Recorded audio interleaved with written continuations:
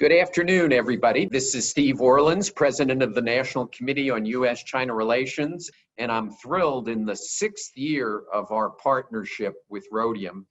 We have now moved, by popular demand, from an annual report and doing a rollout of that to a now semi-annual. So we are 6 months from the last time we had a report, I guess a little more. Around 6 months, but we're now able to bring you additional data at a time when there's tons of heat and smoke around China. There's not much light. And what is so great about this partnership with Rhodium, with Thilo and Adam and Dan Rosen, is that it brings data and light to the U.S.China relationship. That it's not speculation on what's happening, but actually data that tells us what's going on. And that is incredibly important in this time when the relationship is replete with problems. So rather than going on at length and telling you Thilo and Adam's extraordinary biography, let me just turn it over to Thilo and have him and Adam talk for 20 minutes more or less. And then we will go, I'll ask some questions, and then I'll turn to audience questions. But let me turn it over to Thilo. Thank you, Steve, and thank you all for your interest in our continuous effort to shed light on U.S.-China capital flows, as Steve mentioned, now in year 6. 2020 has been a rather unusual and volatile year for all of us, and the global pandemic and further deterioration of the U.S.-China relationship have certainly had a tremendous impact on investors sitting on both sides of the Pacific. Our last session took place right around the most severe COVID outbreak in April-May 2020, and we have already discussed some of the emerging trends that we were seeing at the beginning of the year. We now have a fuller body of data all the way through the first 6 or 7 months of the year. So during today's session, we'd like to describe how these trends have unfolded in the first half of the year, and also discuss a bit what is in store for the remainder of 2020. I have my colleague Adam Lysenko with me, who is our expert on venture capital and technology investment, and who will cover that part of the presentation. We also have our third co-author, Cassie Gao, with us in the virtual room.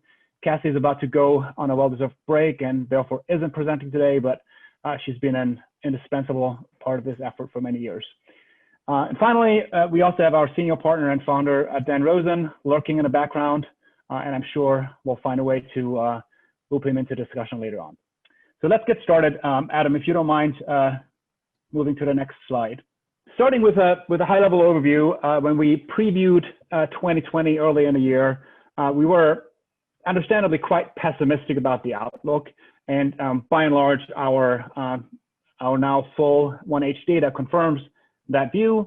This chart here shows you two-way flows of the two types of capital that we are tracking in that effort: completed FDI transactions and completed venture capital transactions between China and the US.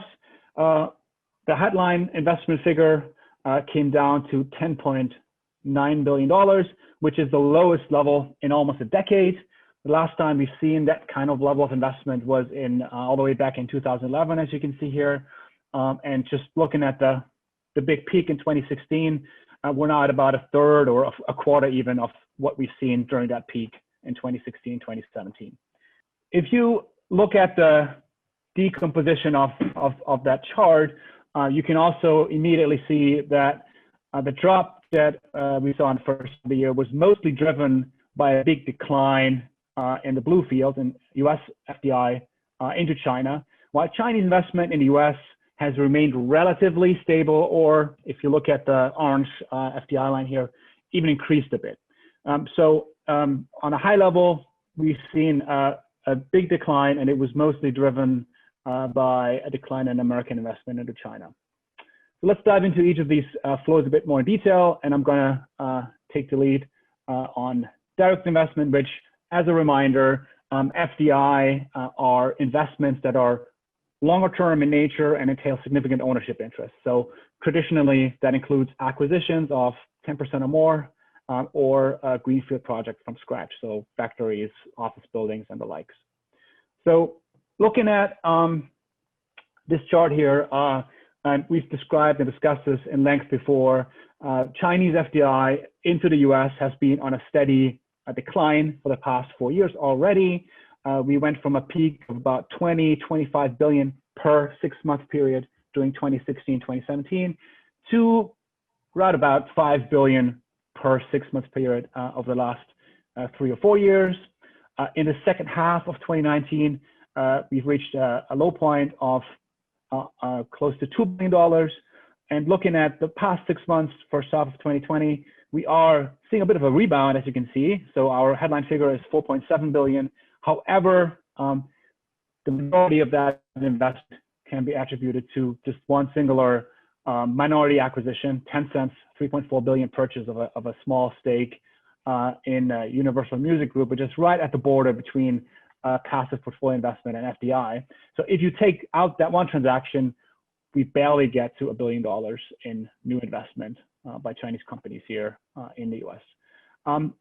Two bigger takeaways.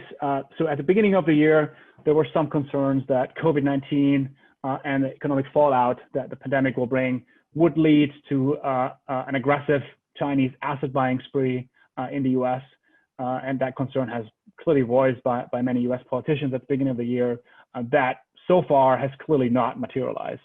We're not out of the crisis yet, so we might still some of that happening, but so far we're not seeing a major surge in distressed asset buying.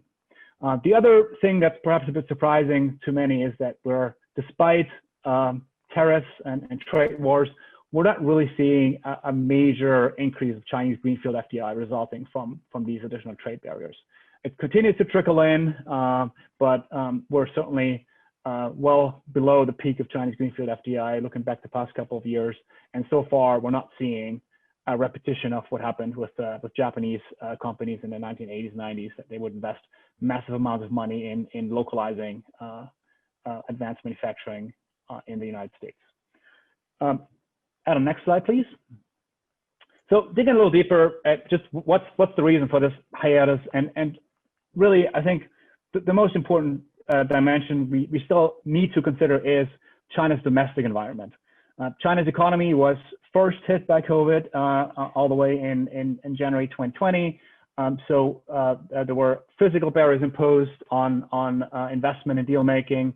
And then the response to the crisis in China was not the same as in the US and other OECD markets, and monetary and fiscal expansion have remained quite subdued.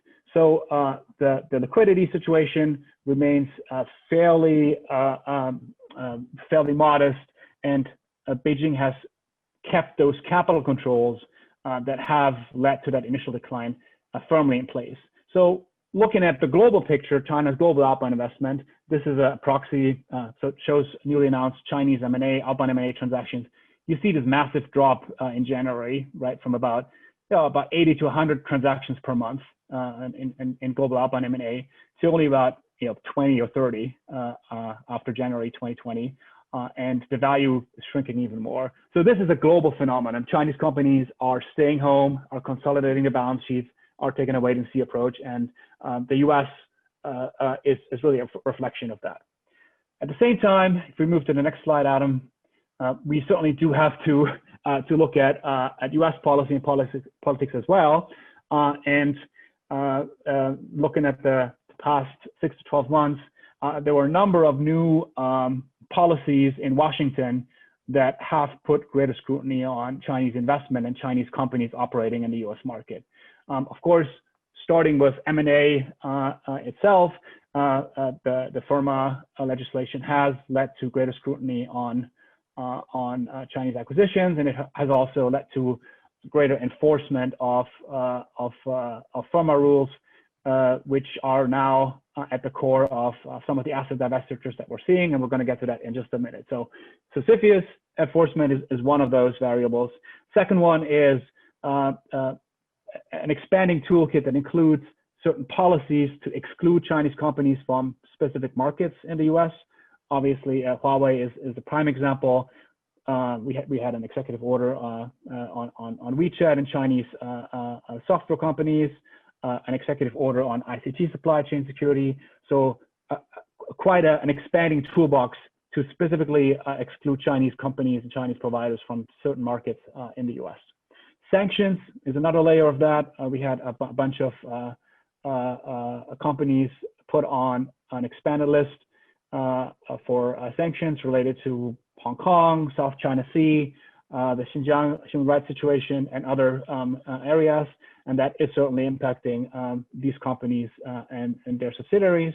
And then last but not least, overall, if you look at where US policy has been going, there were quite a few steps that overall complicate the operational environment for Chinese companies in the US, especially for innovation focused companies. We had tighter visa restrictions for PRC passport holders and researchers. We have export controls that are going to prevent certain Chinese companies from developing technology in the US and then exporting it back to China or third markets. And so in sum, that expanding toolbox is certainly weighing on Chinese investment on top of those domestic restrictions that we see firmly in place. And then finally, next slide, Adam, please. One really important dimension that is probably on everybody's mind, given the higher profile TikTok situation, is that the escalating U.S.-China tensions are also pressuring firms into unraveling existing investments. So this chart here is just a little timeline that we pulled together that shows Chinese divestitures of U.S. assets.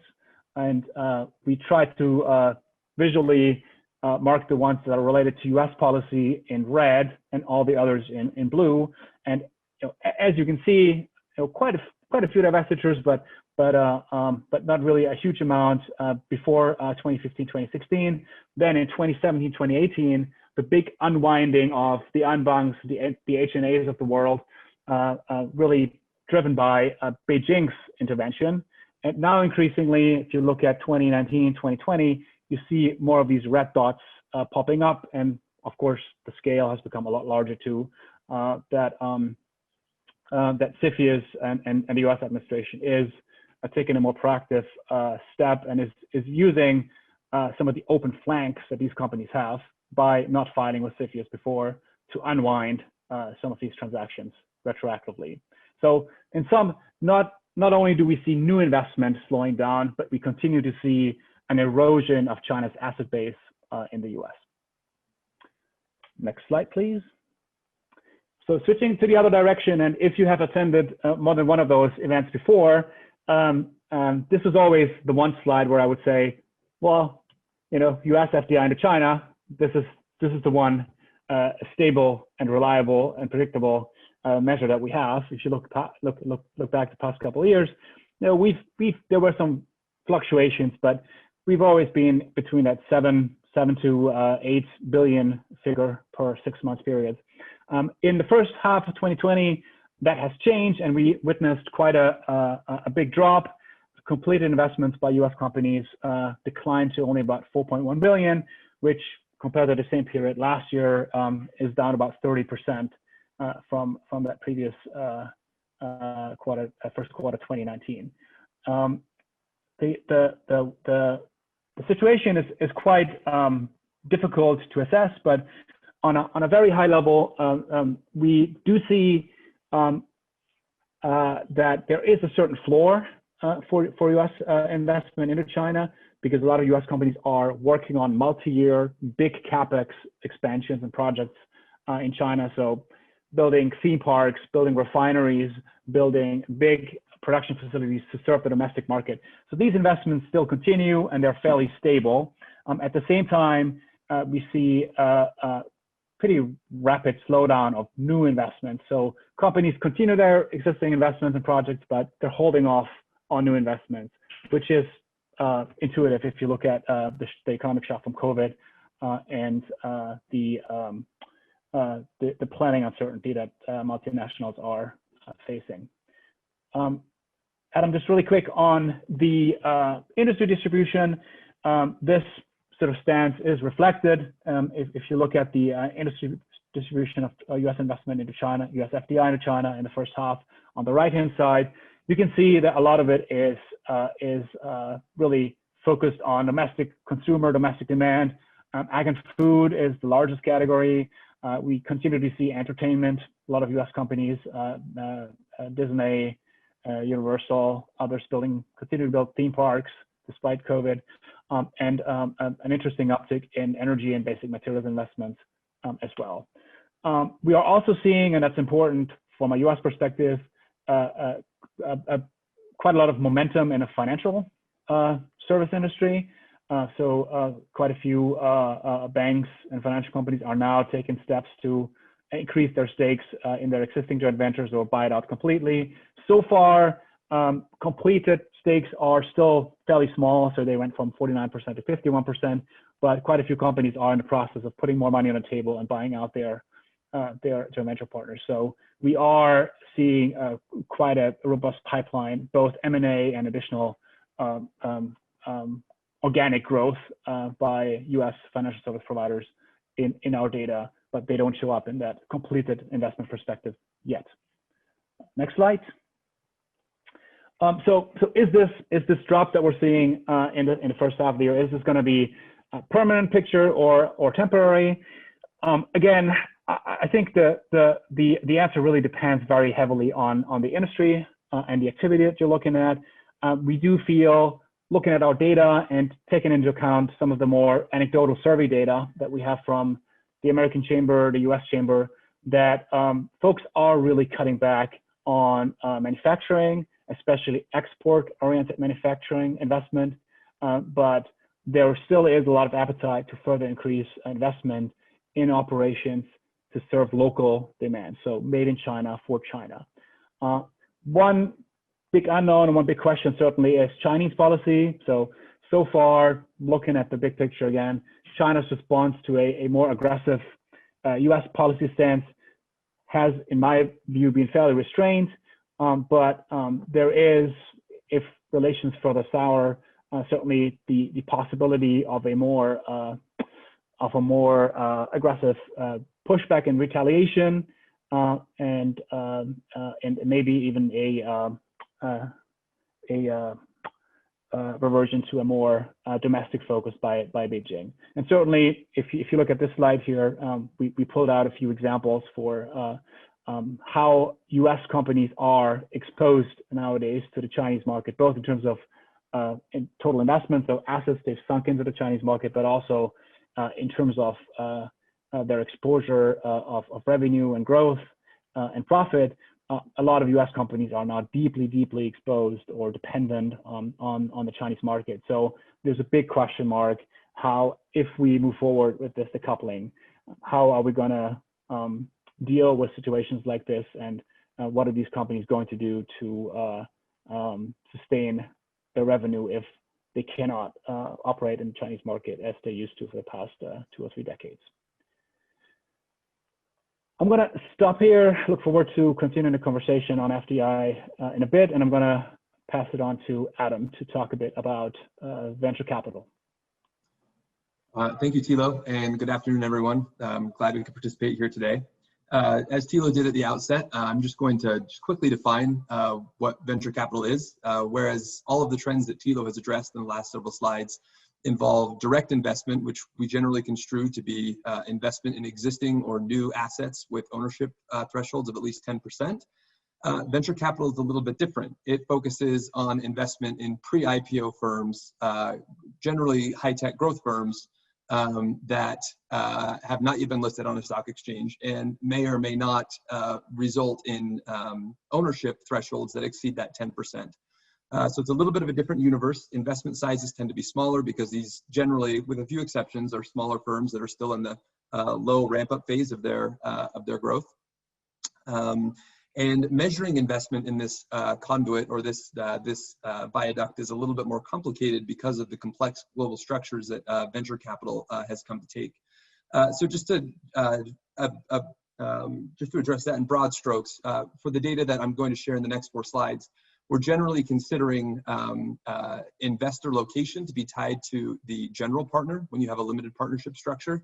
There are certainly complex questions around participation of LPs from different jurisdictions and difficult questions that we address a little bit more in depth in the dedicated report on venture capital that we published in collaboration with the National Committee under the U.S. China Investment Project in January. So encourage anyone with questions about our methodology to go and take a look at that report. Anyway, without further ado, I want to dive into the numbers a little bit. As with FDI, venture capital has seen a downtrend in the last several periods. Starting with Chinese venture capital in the United States, we can see that venture capital investment by those China-based firms in the US has been falling pretty steadily since reaching a high mark in the first half of 2018. What has happened since then to make that a reality? Several things. Just to name a few, FIRMA was passed, the Foreign Investment Risk Review Modernization Act in mid-2018, which extended investment screening authority to cover minority venture capital transactions, potentially for the first time. U.S.-China relations certainly have deteriorated over the period. But then also there have been pressures in China. China's own domestic fundraising climate has tightened through a deleveraging campaign, and that has led to what some observers have termed a capital winter in China's own venture capital ecosystems, which has made it more difficult for individuals and new venture capital funds to raise venture capital from the Chinese market. Although to be fair, China-based general partners are not necessarily solely reliant on Chinese onshore funding. But all of these headwinds have come about at the same time and resulted in a sustained downtrend. And as a result, in the most recent period, in the first half of 2020, this trend continued. We estimate that venture capital investment from China fell to just about $800 million in the United States, which is the lowest level we've seen since 2014, well below the peaks that we're seeing in the most recent years. There is an apparent uptick in transaction count, a modest uptick in the last period, and that stands out as well. But one caveat there is that measuring venture capital activity is often very challenging. Information comes out with a delay, if at all, in some cases. And so we've made an adjustment to the data we actually have to try and estimate the gap between what our coverage is and what actual activity was. So the actual magnitude of the uptick is a little bit unclear. Important trends to note from the first half. Some venture investors have slowed their U.S. investment programs. Some have started diverting to other markets, and others have even made the decision to divest completely of their U.S. holdings. And so these different strategies certainly are each contributing to a slowdown in overall activity. Remaining investors tend to be shifting towards smaller, less glitzy investments on average, which means smaller average deal sizes, which helps account for the lower overall investment amount. And again, the apparent uptick in transaction counts that I note from the most recent period here also mirrors a modest rise in total fundraising activity in the United States, both by total venture funds raised and by transactions in the first half. So even if there is a little bit of an uptick here, I would interpret this not as a harbinger of a future recovery, but more of a stabilization at low levels, where Chinese venture fundraising activity in the U.S. is, as a portion of total venture fundraising activity, has stayed fairly constant.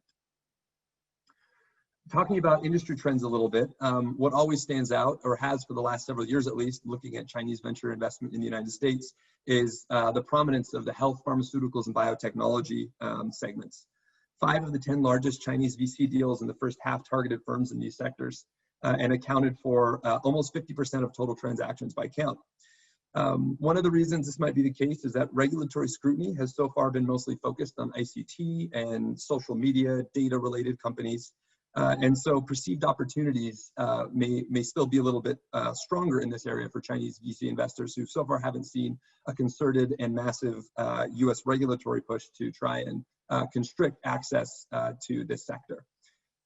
Chinese venture firms also generally have an outsized interest in the health, pharmaceuticals, and biotechnology sector compared to the broader US ecosystem and investors from other jurisdictions.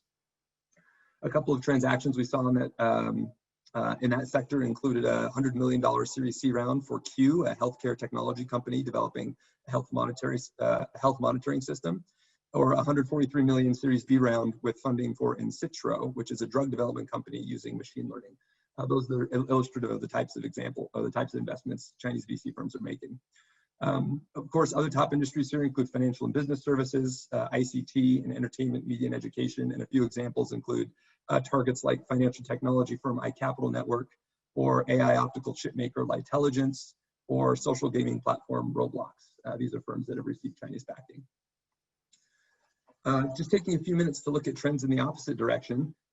As with Chinese VC investment in the US, there has been a pretty sustained downtrend in US VC investment in China since reaching peaks in 2018.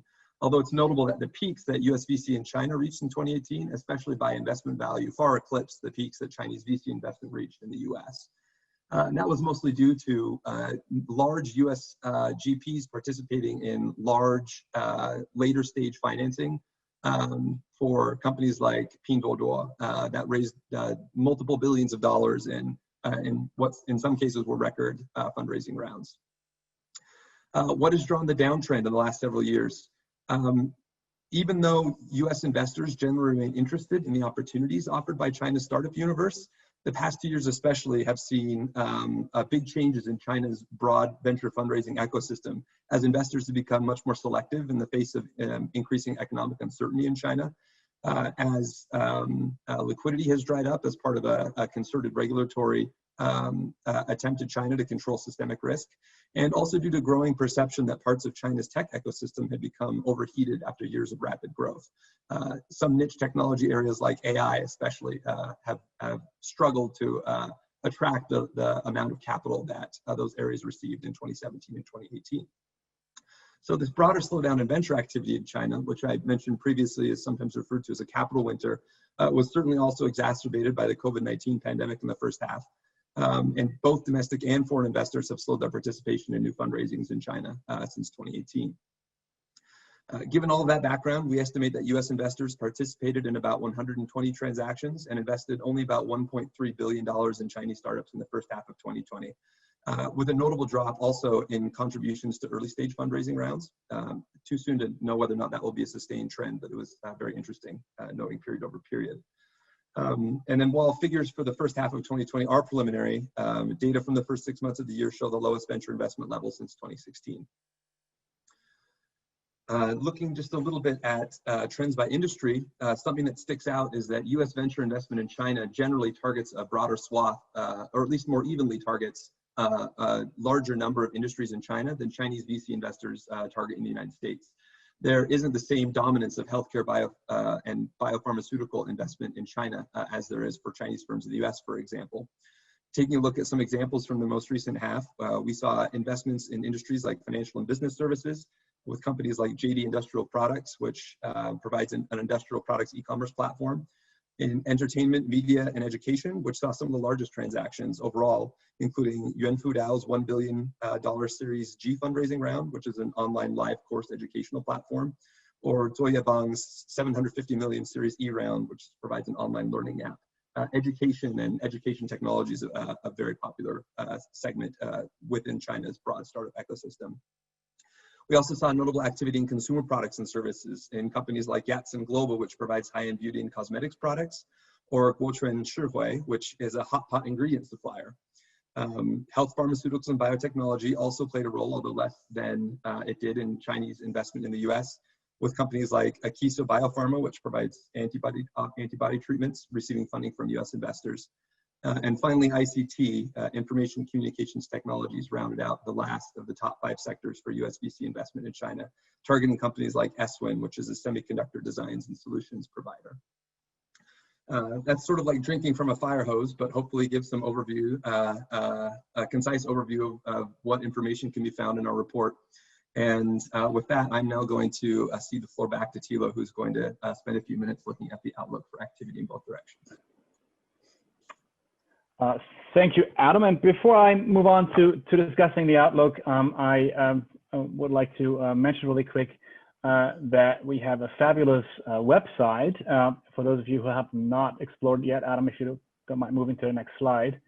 USChinaInvestmentorg has a nice interactive feature where you can, first of all, find all of our historical reports, and you're able to explore both the FDI and the venture capital data on your own. So if you haven't visited yet, please take a look, and you can also sign up for a newsletter that will keep you in the loop on events and upcoming publications. So moving on to the outlook for the rest of the year. Adam, next slide, please. It is extremely tricky in this volatile world to make predictions about what's going to happen. But certainly, considering all the external circumstances, the outlook is not overly optimistic. For Chinese investment in the US, we always kind of start with looking at the pipeline. So what are some of the deals that have been announced that are still pending? And that deal pipeline continues to be fairly low. There's one exception. It's a multi-billion-dollar acquisition of a US insurance company, which has been pending for many years now. So that's one deal that could maybe prop up the number a bit in the second half of the year. But otherwise, the pipeline is fairly empty. We continue to see CFIUS stepping up its enforcement, so going back at old transactions. So the scrutiny of new incoming deals and old deals will continue, and certainly the politics around U.S.-China relations will not become easier with the U.S. Elections coming up and putting some of these issues even more into the spotlight. By and large, looking past November, you may ask, is a Biden administration going to change the picture materially? In our view, the electoral outcome is unlikely to really change the broader trend toward a more stringent enforcement of national security instruments. But there is certainly a good chance that if we see a Democratic administration, that we see a more measured, more cautious approach to U.S.-China relations, which then in turn could reduce the alarmism and the aggressiveness, which in turn will likely provide an opportunity to restart investment or recovery of investment in some of the non-sensitive sectors. So I'm talking about consumer goods, I'm talking about real estate, I'm talking about anything that doesn't involve huge swaths of data. So investments in these areas still make a lot of sense, and there's a huge room to expand. And if a new administration is able to take off some of that extreme political risk, then we may see recovery in these areas. For U.S. investment into China, I think one of the main variables to watch is China's recovery, and the numbers look a lot stronger than just a few months ago. So China is likely going to be the only major economy that's actually going to record a positive GDP growth this year. And so we do believe that there's a strong incentive for U.S. companies to continue to invest in China because that's where the demand is. And there's also a certain floor for U.S. FDI into China because of liberalization efforts over the past couple of years. So we've got a bunch of efforts on the way in the financial sector, in the automotive sector, chemicals, which really has laid the groundwork for drawing in additional U.S. money in the form of both acquisitions and wholly owned greenfield facilities. At the same time, as mentioned before, a lot of companies are taking a second look at their long-term CapEx plans for China because, yes, consumption is recovering, but certainly is not at the same level as it was pre-COVID. And there are some concerns that might not actually go back to that same growth rate before. And then on top of that, we do have quite a bit of both commercial and political pressure for multinationals to reevaluate their reliance on Chinese supply chains in certain areas. And finally, as mentioned before, really a critical variable for looking at two-way investment is Beijing's policy stance. Is Beijing going to double down on reform, and are they going to continue to exert restraint, or we've now see internal circulation campaigns that really focus on reducing reliance on the global economy, and certainly similar to the U.S., there is a greater focus on economic nationalism within China. So those are some of the big questions that will guide the medium-term outlook beyond the acute COVID pandemic. And our entire team will certainly continue to watch this very closely and continue to provide independent and objective data to help policymakers understand what is truly going on. Finally, before I hand it back to Steve, I just want to end here with pulling a plug for something else that we're working on. While FDI and venture capital investment have generally moved downwards, one curve has actually moved up, and that is foreign investment into Chinese equities and bonds.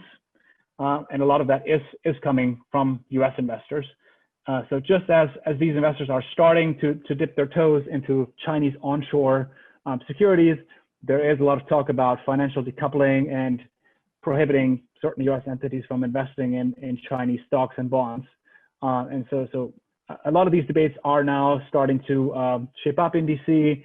And as previously with FDI and VC, a lot of these discussions are happening without a really good grasp on the data and the commercial dynamics. So we, as the U.S. China Investment project, we are in the process of producing a primer that looks at these U.S. China portfolio investment dynamics. And we hope to release that piece in October, November 2020. So very much hope to invite you to an interesting program around that and shed some great light on that aspect of U.S. China capital flows in the fall. I'm going to close out here and pass it back to Steve to get going on the Q&A session. Thank you. Well, I'm going to turn it over to Dan, but can we just go back to that slide for 1 second? Is that just U.S. portfolio investment in China? So those are official Chinese figures on total foreign bond and equity holdings of onshore Chinese securities. So about a trillion. About a trillion. Trillion. $1.2 trillion officially recorded in advance payments. That doesn't include foreign holdings of Chinese securities that are listed offshore, right? That doesn't include anything necessarily that is in Hong Kong or in the US. Other things. Yeah. Correct. Which is massive. Correct. Before asking my question, I realize we never set aside enough time for these discussions, but let me turn it over to Dan to make some comments on what you have to say before I get into my questions. And I'm sure Dan's comments will certainly raise even more questions. But Dan, take it over. Thank you, Steve. I'm going to keep it very brief because Thilo and Adam have already put a very rich repast on the table for us to chew on.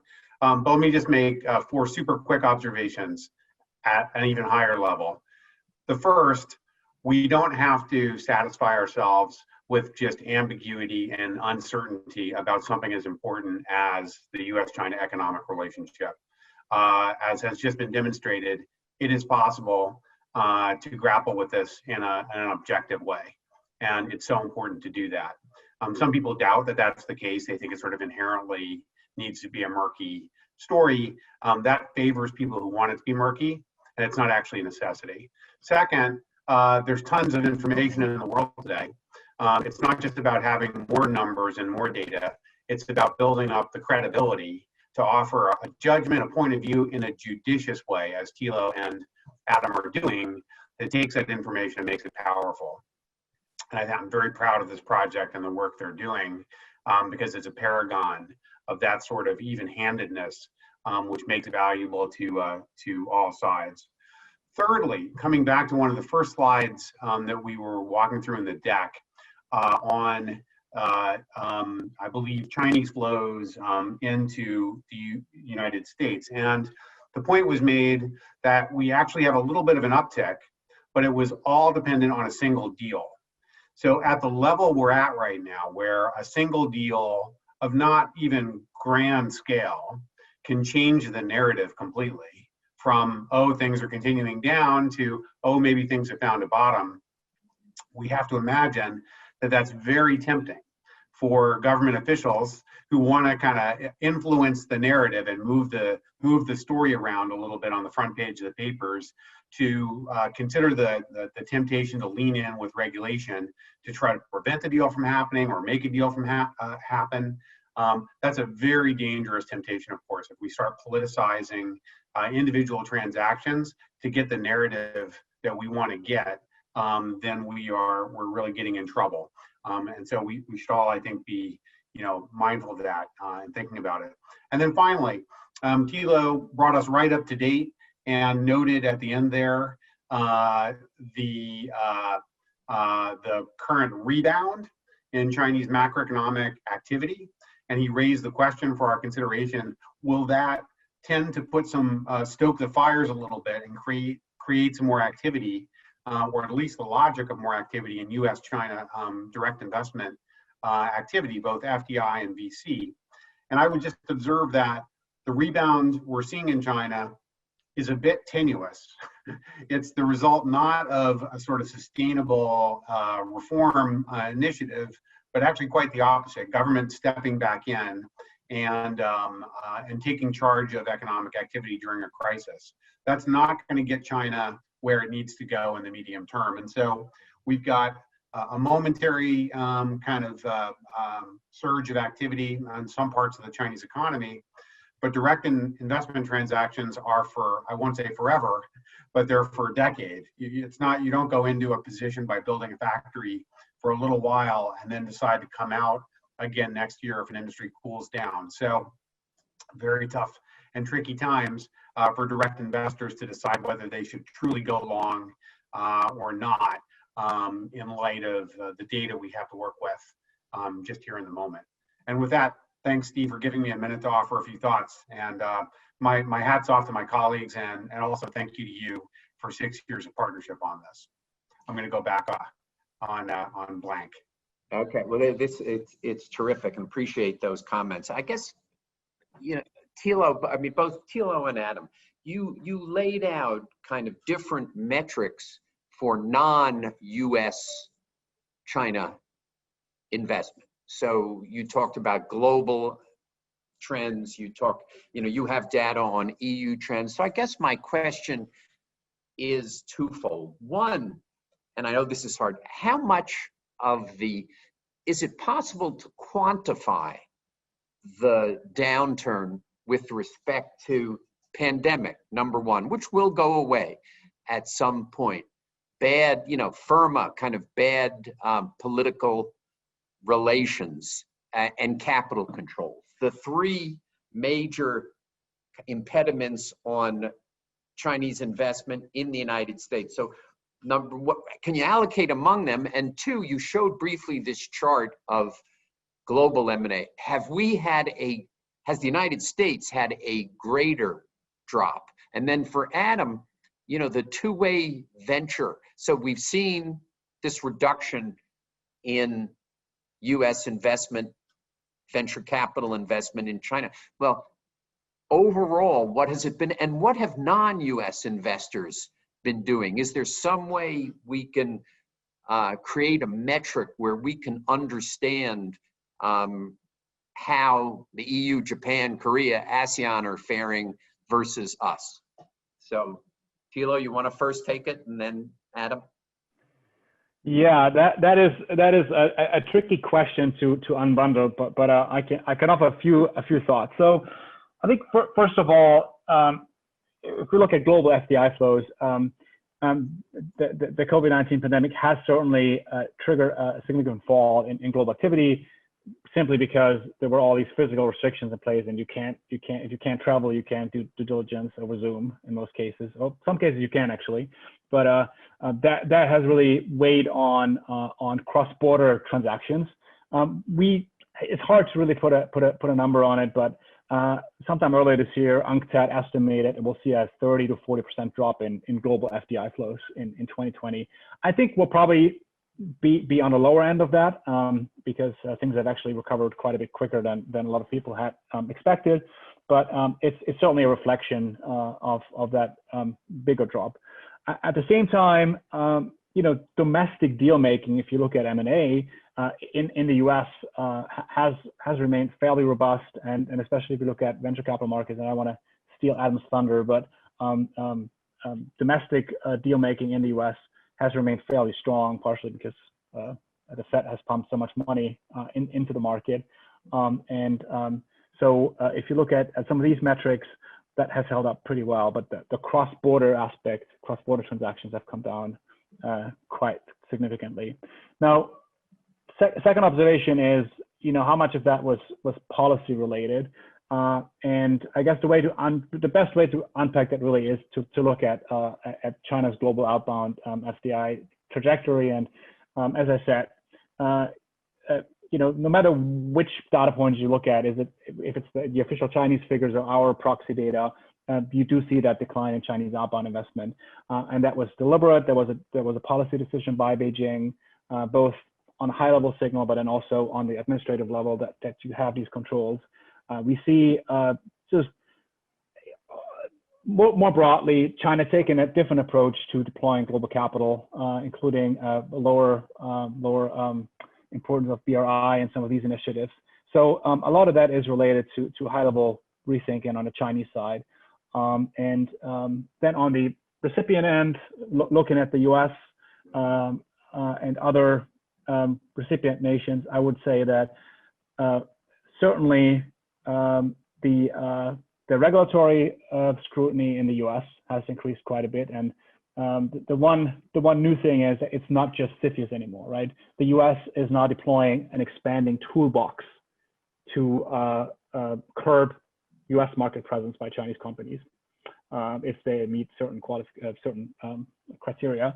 And the U.S. has certainly, within the OECD, taken a leading role, but it's certainly not alone in taking these policies, right? We see other nations, including Australia, a lot of European governments, a lot of emerging markets, India, of course, taking similar steps and a more cautious approach to accepting Chinese capital. So I'd say it's a global phenomenon, but the U.S. has certainly played a leading role in moving these forward. And then the last layer to unpeel is just politics and rhetoric, right? Investors really look for predictability and certainty, and the style of policymaking in the U.S., the injection of risk and volatility by the Trump administration, that is really deterring a lot of foreign investors, not just Chinese investors. But that is one element that we can't forget, and you don't have that to the same extent in other jurisdictions, I would argue. Adam, anything in particular on VC that you want to add? Yeah, I can address the second half of that question. One other thought I did have on just the first question of broader, how can you disaggregate these different drivers, is that COVID is a 2020 phenomenon mostly in terms of its impacts on numbers. And you can see from our historical data that we shared earlier that the declines in Chinese investment in the US, for example, from a peak of more than $46 billion in 2016 to just a couple $1 billion per quarter had already happened before coronavirus came around. And so certainly there is more pressure now due to the pandemic, but I think that is indicative of what proportion of that drop is due to policy and U.S.-China relations compared to coronavirus. Moving just quickly to your question on venture capital, the U.S. and Chinese venture capital ecosystems are very, very different, and experiences of investors there have been very different in the last 18 months. I mentioned earlier in the report that I think, at least according to preliminary estimates, in the first half of 2020, the United States is going to set a new record in terms of venture capital dollars raised, something like $77 billion at last count. Of course, that number will probably rise as additional deals are identified and aggregated by these data providers. We're only we're still a few months just out of the end of that time period.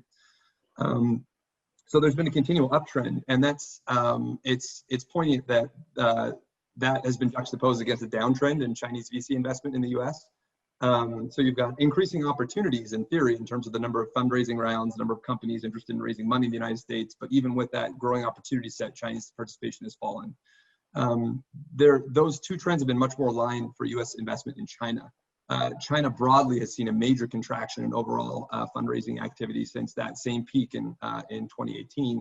And it doesn't matter if you're U.S. or if you're a Chinese VC investor or from anywhere else, there haven't been many players that have been able to maintain just the same level of investment as they did 2 years ago, just due to the fewer opportunities. So falling U.S. investment in China is actually much more aligned with the overall trend of just Chinese venture financing broadly. So those two are very different. Fascinating. talk about divestitures. Obviously, TikTok is in the headlines this evening. But talk about two things. Well, one is the data shows a drop off in the number of Chinese divestitures in the last 6 months. Is that because in the United States, is that because we've hit that we've turned a corner, or is that because the stock is so depleted that there are no more divestitures to be requested? Right.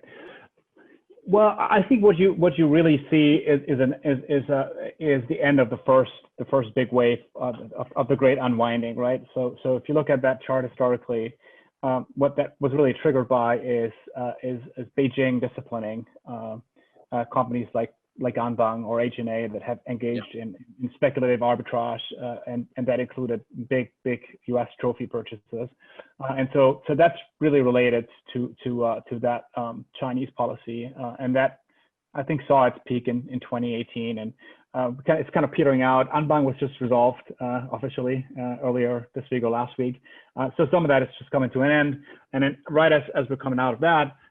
You do have, I would say, a second mini wave of divestitures that are being forced by a more aggressive CFIUS enforcement, and especially companies that have not gotten that safe harbor, who decided, when they made their initial acquisition in the U.S., and that includes TikTok, which a lot of people don't know, that TikTok was initially created through an acquisition of a U.S. company, Musical.ly. So if there are these open flanks, if you're just not going after them, and some of them have mitigation measures, some of them end up in divestitures. And I guess looking ahead, I don't think we're at the end of it, and we're going to see a few more low-profile market exits. And I think the next sort of mini wave will be companies that simply don't see a future here in the U.S. Right? If you look at Chinese telecom service providers, China Unicom, and some of these folks. If you look at policy signaling, I don't think they're going to make long-term bets on the U.S. market. So you'll see some of these folks leaving and getting out of the U.S. market. But in terms of the sheer volume and value of divestitures, I do think we're over the peak. And are we seeing divestitures by U.S. companies in China? I can speak to that one a little bit. Short answer is yes. And there are broadly two buckets that we've seen in the last few years. A handful have just pulled out from China due to straight commercial reasons. So a couple of examples include Ball Corporation divested of its entire containers and packaging business in late 2018 just because the market was oversaturated there. Amazon closed down its e-commerce, direct-to-consumer e-commerce business just in 2019 due to really stringent competition with intense competition with JD, with Ali, with other e-commerce players.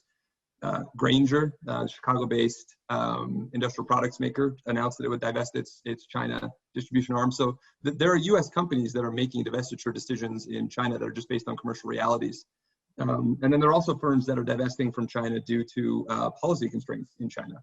And examples from just recent years include Amazon, again, being forced to divest of their Nascent cloud business due to the new stringent data security rules that were adopted in China in around 2017. We're going back a little bit further. A more prominent example was H3C, a subsidiary of Hewlett-Packard Enterprise that did corporate IT products.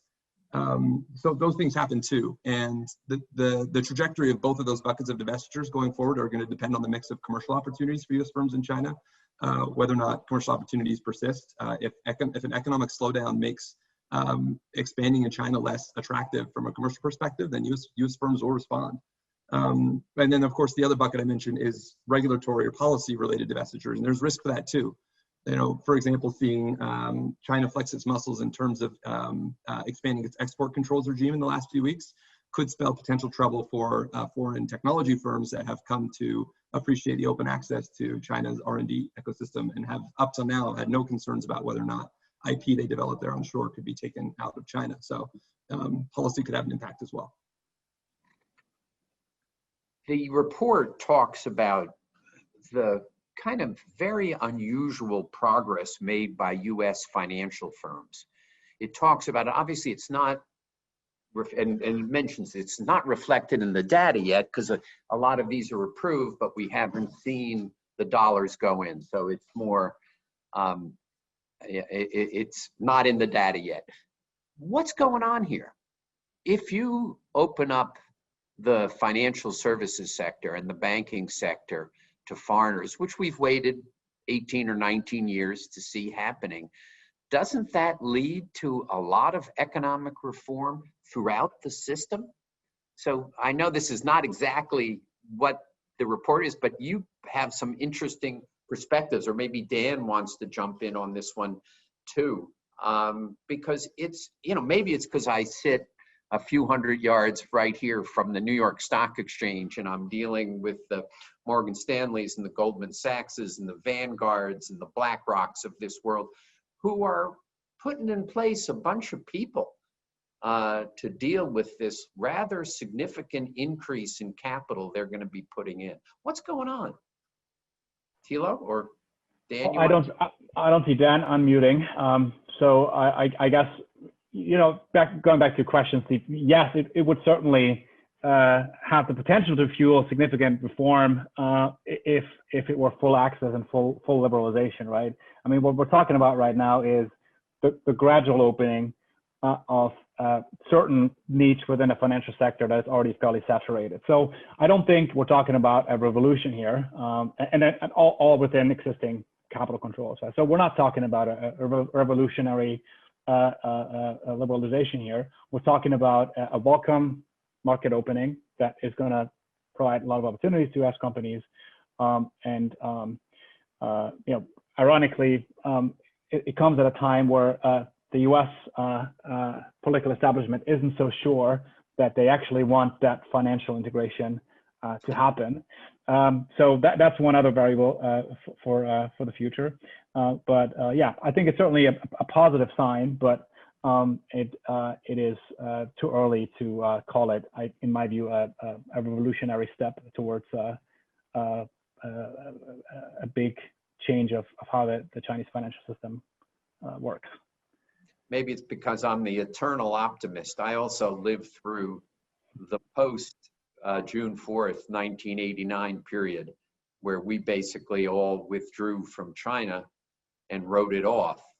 Then Deng took his trip to the south and began a period of opening and economic reform that American businesses were 24 months before they recognized what had gone on. So we were quite late to the game. So maybe it's my eternal optimism, which suggests that these financial services reforms are actually a big deal. And we should recognize them for a big deal. Thilo, you're absolutely right that the political establishment is now questioning whether that's good. I think if you're sitting where I am near the New York Stock Exchange, again, who consultants and lawyers and financial advisors, except this is job opportunity and job creation for you.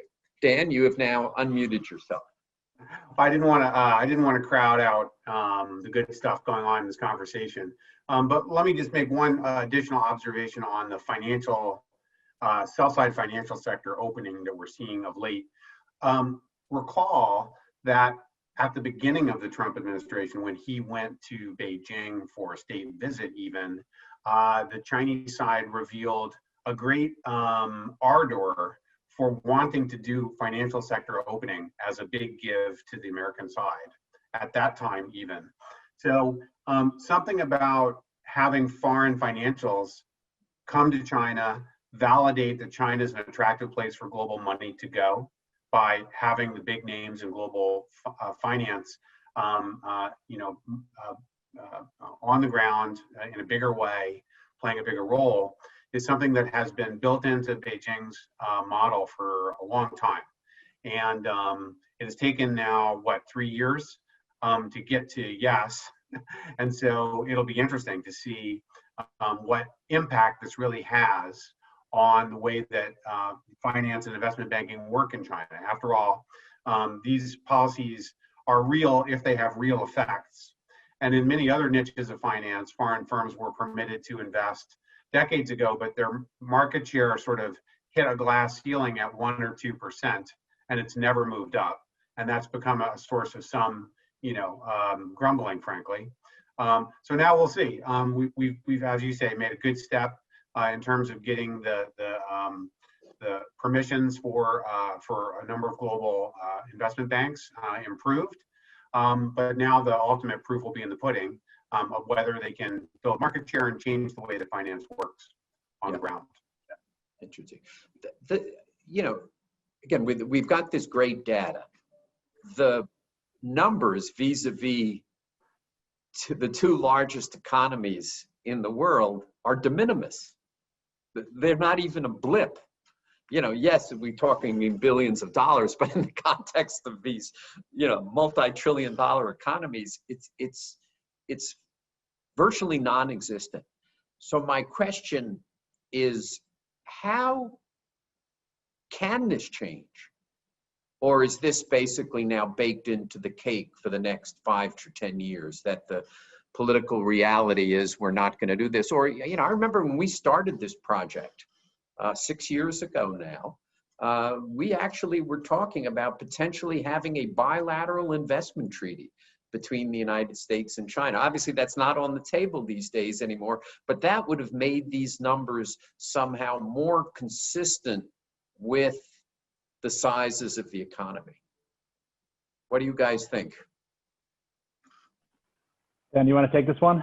Of course, I'm always happy to. Look,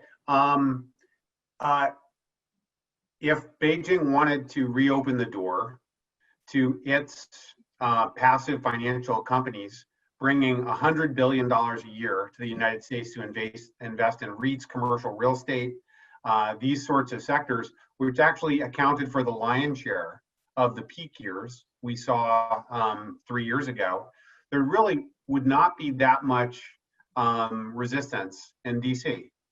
The things that DC is highly activated to shine a bright light on are very different than most of what made up the swell of Chinese activity 3 years ago. It was Beijing that was concerned about private Chinese companies getting outside of Chinese space and putting their money into things like property around the world, and soccer teams and movie theaters and things like that. That was not principally an American concern. I will observe, though, with regard to a bilateral investment treaty, that near the very tip top of the European Union agenda right now is to complete a negotiation over a comprehensive agreement on investment, basically the same thing as a U.S. bilateral investment treaty. So it is very much within the frame of reference of the most advanced economies in the world, like Germany, to want to do that kind of a bilateral investment treaty, provided that China is willing to go a big next step that it has not been willing to go with Europe yet, and was not willing to go with the United States either, in terms of what needs to be in these kinds of agreements. So there's lots of potential. We could get surprised on the upside, but it'll probably take a change in leadership, at least on the U.S. side, to make that possible in this bilateral relationship right now. Mm-hmm. Belinda Robinson asked, do you think there will continue to be fewer investments by Chinese company in the U.S. over the next decade if there continues to be anti-China sentiments expressed in policy and U.S.-China relations? Well, I think, we partially already answered that question just now. I think going back to your comment, Steve, we're talking about a combined two economies of almost $40 trillion of GDP, right? And the current level of maybe 15 to 20 billion a year in two-way FDI and VC is ridiculously low. So from a structural, secular growth outlook, there's a lot of room to expand investment both directions. But the systemic divergence and conflicts that we're seeing, those are not likely going to be resolved soon. So the policy and politics will stand in the way, in addition to purely the attitudes and the rhetoric that Belinda mentioned. David Zweig asks, hi David, has decline in Chinese VC investment hurt Silicon Valley and new tech firms in the United States, whether owned by Americans or Chinese? Is an excellent question. If you don't mind, Adam, I guess just throwing out, so I think in a short term, looking at 2020, it's hard to see an immediate impact, right? Equities are back to an all-time high, as Adam mentioned. Venture capital fundraising is at an all-time record. We have another SPAC listed every other day. We have U.S. companies doubling their IPO price. Snowflake yesterday is almost Chinese situations here. So in terms of total money in the market and fundraising activity, in the short run, it doesn't really have a huge impact here on a situation in Silicon Valley. What certainly is more of a concern is the medium to long-term outlook, right? What do we lose from not having Chinese investors, Chinese firms here to build bridges to the Chinese market, to include Silicon Valley and other innovation clusters as in their global innovation chains? That is a medium to long-term question. That's going to be hard to project, but right now, and that's one reason why there isn't a lot more pushback right now. The pain cannot be felt from an on-the-ground perspective here in Silicon Valley. Maybe with the exception of a few industries where there was a lot of dumb Chinese money around, right? So you look at things like semiconductors, right? There was a China price for a couple of years, and investors from China, state-owned, private, have paid a big premium for these stakes. That's gone now, but that's a fairly marginal share of the market. I can add just some quantitative thoughts to cap off what Thilo said, and I agree with pretty much all of that. $800 million of Chinese VC investment in the US during the first half compared to $77 billion is not even a drop in the bucket. So arithmetically, the answer just has to be no, at least in the short term, like Thilo said. There have been plenty of other sources of capital willing to step in and let pre-existing Chinese investors sell out or replace the money that would otherwise be coming from China. So it certainly hasn't slowed down on average. There could be a couple of examples here and there in niche industries or niche companies like Thilo mentioned, but on average, it has not. And then just to add maybe one more comment too on the importance of those long-term linkages. What U.S.-China cross-border venture capital investment helped to facilitate is an orientation towards each other's markets. Venture capital includes mentorship, right? So when a U.S. firm goes to China and invests in a Chinese startup, it brings expertise not only for how that firm might grow within China, but often for what sort of international strategies and opportunities that firm might exist in the future. And the same for Chinese coming to the U.S. And so to the extent that those linkages are tied, I think I agree with Thilo that there's a risk in the long term that U.S.-China innovation and technology startup ecosystems grow apart. They become a little bit more bifurcated. I'm not quite sure how far, but that certainly has implications over the long run for how global technology is structured. You add one little coda to this as well, Steve. Let's even pretend for the moment that there is some short-term pain to Silicon Valley from a material U.S. pushback against what are perceived to be problematic Chinese practices. But we see taking place in China, including just the past couple of days, this very clear push of the party and the leadership into taking more control over governance at private Chinese companies, including the kind of private startups that venture capitalists are interested in getting involved in China. And I'm quite concerned about that. I see Abby Coughlin is on the line. She and her colleague, Wendy Litter, we've done work with on governance in China. In the long term, if there's not willingness on the part of market democracy governments, foremost the United States, to really push back and take some risks for short-term opportunity in order to, protect this principle that there cannot be a sort of takeover of companies' reasons to exist to serve a principally political purpose.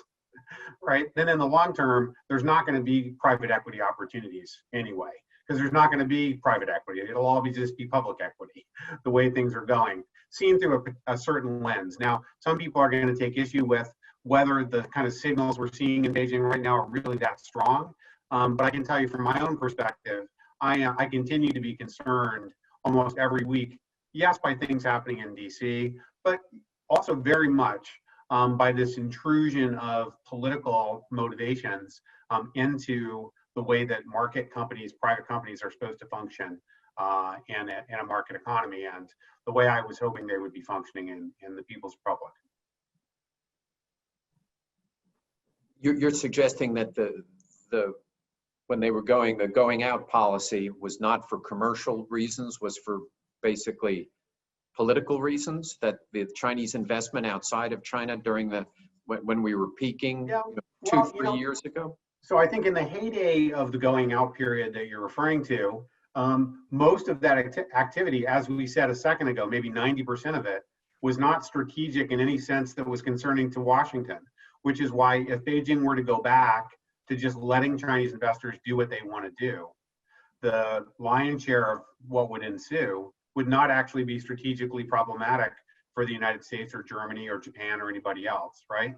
But it was in the face of the volume of outbound interest that Chinese firms, especially private firms, had, that Beijing chose to lean back in to this space that was becoming the most exciting new channel of China global economic interaction and engagement, right?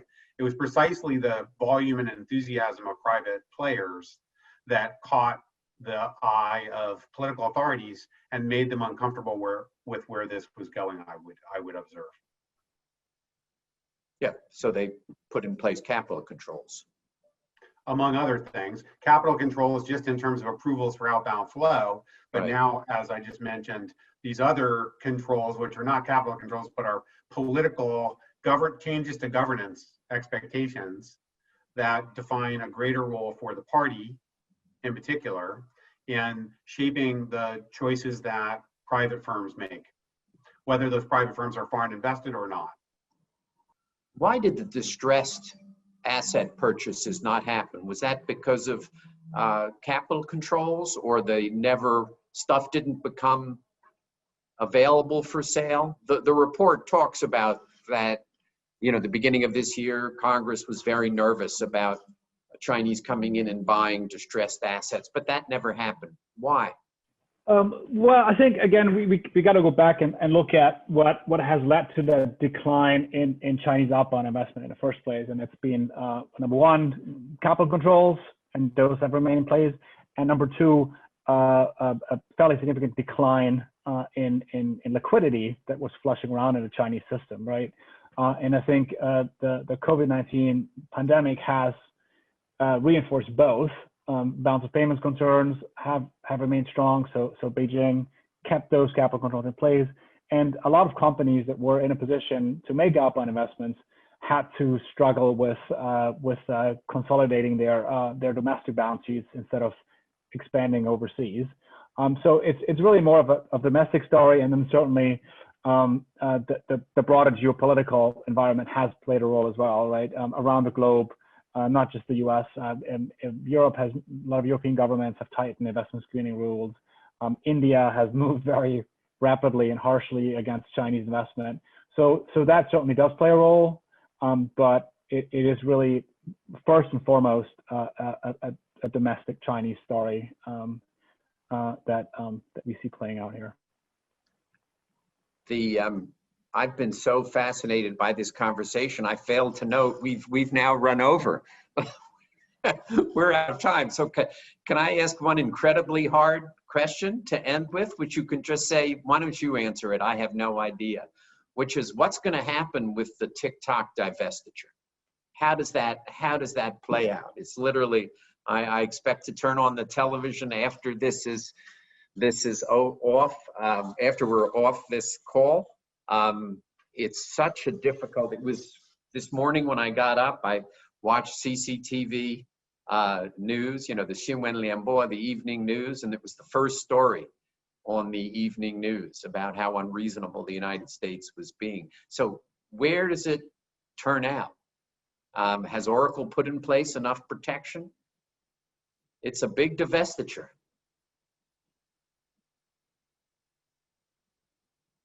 Nobody wants the answer.